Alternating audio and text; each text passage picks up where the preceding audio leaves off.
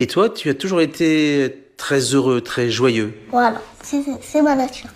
En fait, moi, je suis spécial, C'est-à-dire, je suis joyeux et tout. Parfois, des autres, ils sont moins rassurés que moi.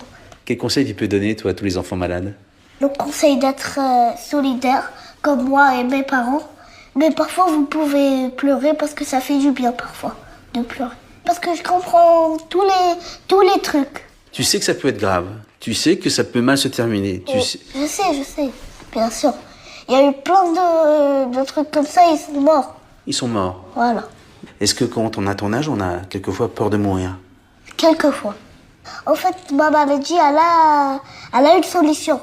Mais presque, peut-être pour les autres, il n'y a pas de solution. Et on peut mourir comme il n'y a pas de solution. Tu as senti que tes parents étaient inquiets? Oui, bien sûr. Qu'est-ce que tu leur disais? Je leur disais, c'est pas grave, maman, c'est pas grave. Après, elle me disait, si, c'est grave, si, c'est grave. Moi, je lui disais, c'est pas grave, moi, je vais guérir un jour. Et elle me disait, d'accord, je vais arrêter de pleurer. Et c'est moi qui l'ai raisonné. C'est toi qui les raisonnais. Voilà, Normalement, c'est les parents qui raisonnent les enfants. voilà. Moi, c'est l'inverse. Tu pourras aller à la plage, te baigner, la piscine, boire de l'eau. Tu pourras faire plein de choses, comme tout le monde. On n'ira pas à l'hôpital. Je vais pas vous fatiguer, comme ça. On n'est pas fatigué, c'est un devoir.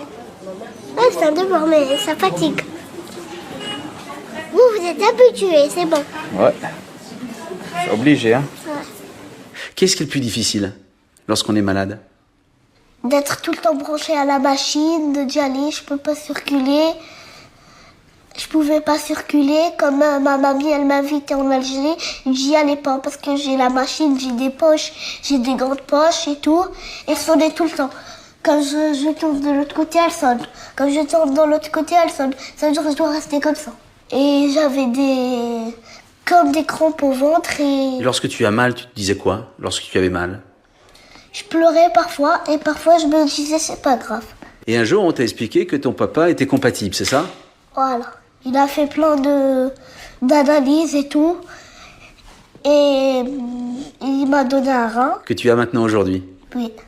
En fait, papa, il n'était pas obligé de me donner un rein. Mais c'est lui qui s'est consacré à me donner son rein. Et je le remercie. Tu l'as remercié? Ouais. Et je lui ai fait un bouquet de fleurs et une carte. Tu es un peu plus mûr que les garçons de ton âge. J'ai l'impression que cette épreuve t'a fait grandir un peu. Ouais. Parfois, je me dis, c'est moi